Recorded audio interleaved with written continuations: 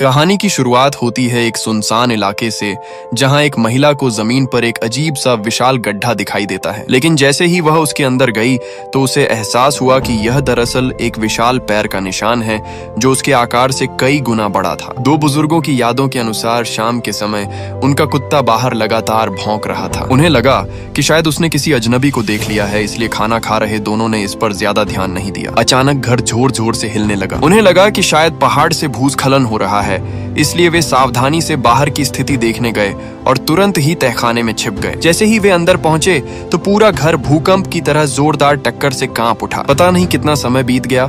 जब बाहर सब शांत हो गया तो दोनों बाहर निकले, लेकिन सामने का नजारा देखकर उनके होश उड़ गए। उनका घर पूरी तरह मलबे में बदल चुका था, मानो किसी विशाल चीज ने उसे बीच से टक्कर मारकर तोड़ दिया हो। जमीन पर दो बेहद बड़े पैरों के निशान भी साफ दिखाई दे रहे थे। दोनों बुजुर्गों की बात सुनकर टीम के कप्तान क्रिस को यकीन हो गया कि यह जरूर किसी विशाल जीव का काम है। लेकिन जब उन्होंने उन पद चिन्हों के सहारे लगभग 20 किलोमीटर तक खोजबीन की, तब भी कुछ नहीं मिला। वह जीव मानो हवा में गायब हो गया था। उन्होंने थर्मल इमेजिंग उपकरण भी इस्तेमाल किए, फिर भी कोई सुराग नहीं मिला। इतना बड़ा जीव यूं ही गायब नहीं हो सकता था, क्योंकि वह जरूर कहीं छिपा हुआ था। लेकिन आसपास सिर्फ नंगे ऊंचे पहाड़ थे और आखिर वह छिपता भी तो कहां। उन्हें बिल्कुल अंदाजा नहीं था कि वह जीव पहाड़ों के बीच पत्थर की तरह खुद को छिपाकर बैठा हुआ है। उस जीव को ढूंढने के लिए केटी और उसकी टीम एक बुजुर्ग पुरातत्व प्रोफेसर के पास पहुंचे, क्योंकि करीब 10 साल पहले उन्होंने ही इन विशाल जीवों पर शोध किया था। लेकिन लोगों ने उसे पागल समझ लिया और कुछ समय के लिए मानसिक अस्पताल में भी बंद कर दिया था। लेकिन आज जब फिर से उन दैत्याकार प्राणियों से जुड़े नए सुराग मिले, तब सबको समझ आया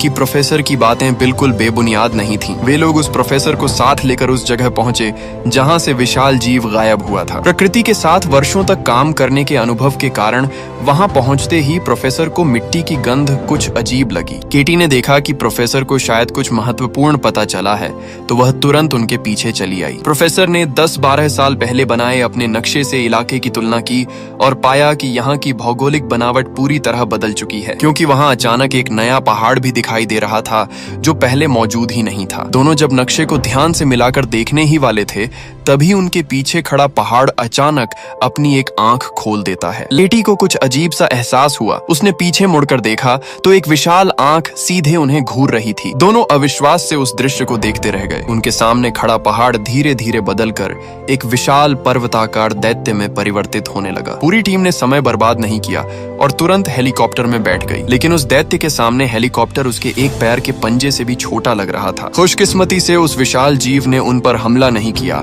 इसलिए वे सुरक्षित वहां से निकल पाए। उस दैत्य के दिखाई देने की खबर बहुत जल्दी फैल गई और लोगों में डर और अफरा तफरी मच गई। सबसे बड़ी समस्या यह थी कि वही पर्वत श्रृंखला उस रेलवे लाइन के रास्ते में पड़ती थी जिसे वे बनाने जा रहे थे। बुजुर्ग प्रोफेसर ने अधिकारियों को समझाने की कोशिश की कि वे उस विशाल जीव को नुकसान न पहुंचाएं। उसके आवास स्थान को नष्ट नहीं करना चाहिए और दूसरे जीवों के साथ शांति से रहना सीखना चाहिए। लेकिन फायदे और लालच के सामने उच्च अधिकारियों ने उसकी एक भी बात नहीं सुनी। उल्टा उन्होंने उस विशाल दैत्य को खत्म करने के लिए सेना तक भेज दी। जल्द ही सेना जंगल में घात लगाकर बैठ गई और दैत्य के बाहर आने का इंतजार करने लगी। बुजुर्ग प्रोफेसर और केटी जानते थे कि अब यह लड़ाई टलने वाली नहीं है। वे मन ही मन दुआ कर रहे थे कि दैत्य वहां आए ही नहीं। लेकिन उनकी उम्मीद टूट गई, क्योंकि आधी रात होते ही उस विशाल दैत्य की परछाई फिर से दिखाई देने लगी। अजीब बात यह थी कि जैसे ही दैत्य जंगल से बाहर निकलने वाला था, वह अचानक रुक गया, मानो उसे किसी खतरे का आभास हो गया हो। प्रोफेसर ने अंदाजा लगाया कि दैत्य ने इंसानों की गंध महसूस कर ली है, इसलिए वह आगे नहीं बढ़ रहा। उसी समय कप्तान ने अचानक हमला करने का आदेश दे दिया। लेकिन तोप के गोले दैत्य के शरीर पर ऐसे लग रहे थे जैसे किसी को गुदगुदी हो रही हो। उसे नुकसान पहुंचाने के बजाय इससे वह और ज्यादा क्रोधित हो गया। स्थिति बिगड़ते देख कप्तान ने तुरंत पीछे हटने का आदेश दिया, लेकिन गुस्से से भरा दैत्य उनका पीछा करने लगा। मजबूर होकर कप्तान ने कवर फायर का आदेश दिया। टैंकों की लगातार गोलाबारी से दैत्य कुछ समय के लिए उलझ गया और इसी बीच अग्रिम दस्ते को भागने का मौका मिल गया। फिर भी इतनी ताकतवर गोलीबारी भी उस दैत्य को घायल नहीं कर सकी। कप्तान ने सभी सैनिकों को तुरंत पीछे हटने का आदेश दिया, लेकिन उसकी बात पूरी भी नहीं हुई थी कि धुएं के बीच फिर से दैत्य की विशाल आकृति दिखाई देने लगी। जो लोग भाग नहीं पाए वे वहीं छिपने के लिए जगह ढूंढने लगे। शायद वे भूल गए थे कि दैत्य उनकी गंध से उन्हें पहचान सकता है। यह बेहद भयावह दृश्य वहां मौजूद हर इंसान को अंदर तक हिला गया। जब केटी भागने वाली थी तभी बुजुर्ग प्रोफेसर बिना डरे आगे आकर खड़े हो गए। उन्होंने हाथ हिलाया मानो वह उस विशाल दैत्य से बातचीत करने की कोशिश कर रहे हों। अपने सामने खड़े इस छोटे से इंसान को देखकर दैत्य के चेहरे पर हैरानी का भाव दिखाई दिया। उसका उग्र स्वभाव धीरे धीरे शांत होने लगा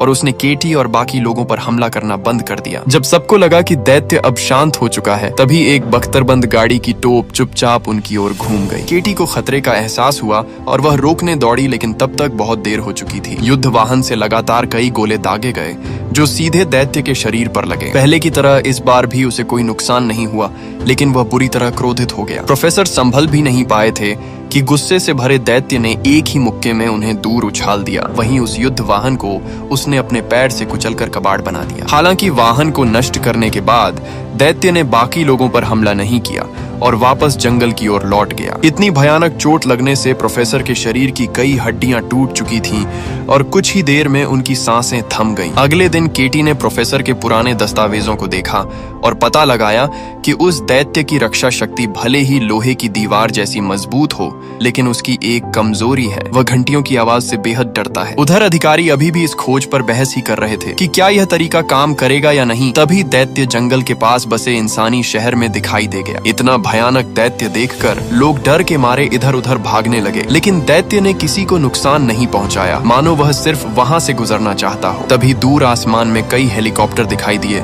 और हर हेलीकॉप्टर के नीचे एक विशाल घंटा लटका हुआ था। कप्तान के आदेश पर हेलीकॉप्टरों ने उस दैत्य को चारों ओर से घेर लिया। जैसे ही हेलीकॉप्टरों के नीचे लटकी घंटियां बजने लगीं, दैत्य दर्द से अपने कान पकड़कर तड़पने लगा। लगता था यह तरीका सच में काम कर रहा था। घंटियों की आवाज सहन न कर पाने की वजह से वह दर्द में आधा घुटनों के बल जमीन पर बैठ गया। कप्तान ने मौका देखकर आगे बढ़ने का आदेश दिया और हेलीकॉप्टरों को और पास आने को कहा ताकि उसे पूरी तरह शहर से बाहर खदेड़ा जा सके। लेकिन तभी लगातार हो रही आवाज से दैत्य अचानक बुरी तरह क्रोधित हो उठा। उसने जमीन से एक छोटी दुकान को उखाड़कर हेलीकॉप्टर की तरफ फेंक दिया। एक हेलीकॉप्टर तुरंत नष्ट हो गया और इसके साथ ही घंटियों का असर भी कमजोर पड़ गया। खतरे को समझने से पहले ही दूसरा हेलीकॉप्टर ऊपर उठ नहीं पाया और दैत्य ने उसकी पूंछ पकड़ ली। शक्ति खो चुका हेलीकॉप्टर तेजी से जमीन की ओर गिरने लगा। उसी समय नीचे एक छोटा लड़का स्तब्ध खड़ा था। उसका पिता तुरंत दौड़कर उसे अपने शरीर से ढक लेता है। जब गिरता हुआ हेलीकॉप्टर उन दोनों पर गिरने ही वाला था तभी अप्रत्याशित रूप से दैत्य ने उन्हें बचा लिया। उसने छोटे लड़के की ओर देखा और उसके चेहरे पर अब पहले जैसी क्रोध भरी भावना नहीं थी। यह दृश्य केटी ने अपनी आंखों से देखा। उसे महसूस हुआ कि शायद यह दैत्य निर्दयी हत्यारा नहीं है और उसके अंदर भी दया और करुणा मौजूद है। केटी और उसकी टीम की योजना असफल होने के बाद दैत्य फिर से शहर की ओर बढ़ने लगा, लेकिन वह इंसानों के शहर में क्यों आ रहा था इसका जवाब किसी के पास नहीं था। इस रहस्य को जानने के लिए केटी राजा से मिलने महल पहुंची, क्योंकि मरने से पहले बुजुर्ग प्रोफेसर ने राजा का जिक्र किया था। जब केटी और उसका साथी वहां पहुंचे तो उन्होंने देखा कि बूढ़ा राजा पहले से ही उनका इंतजार कर रहा था। राजा उन्हें एक भूमिगत गुफा जैसे स्थान पर ले गया। ये वही जगह थी जहाँ 12 साल पहले खोजा गया था। जब राजा ने वहां रोशनी जलाई तो केटी और उसके साथियों ने देखा कि वहां कई विशाल गड्ढे और अवशेष मौजूद थे। राजा ने बताया कि यह कभी दैत्य राजा का घर हुआ करता था। अब सबको समझ आ गया कि दैत्य इंसानों के शहर में क्यों आया था। वह दरअसल अपने घर वापस लौटना चाहता था। इसी दौरान केटी की टॉर्च की रोशनी गलती से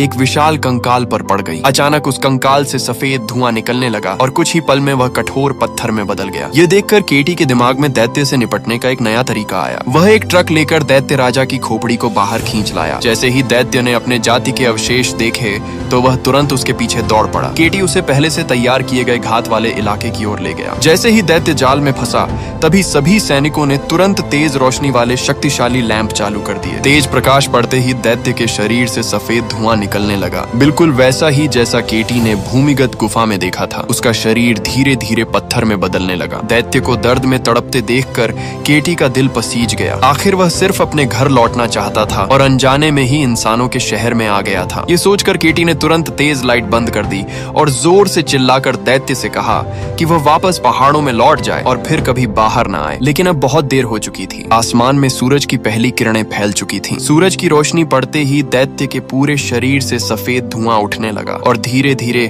उसका शरीर पूरी तरह पत्थर में बदल गया। आखिरकार दैत्य एक विशाल पत्थर की मूर्ति बनकर रह गया, यहाँ तक कि उसकी आंखें भी पत्थर बन चुकी थीं। और इस तरह मानव शहर पर मंडरा रहा खतरा हमेशा के लिए खत्म हो गया। इसी के साथ फिल्म यही समाप्त होती है।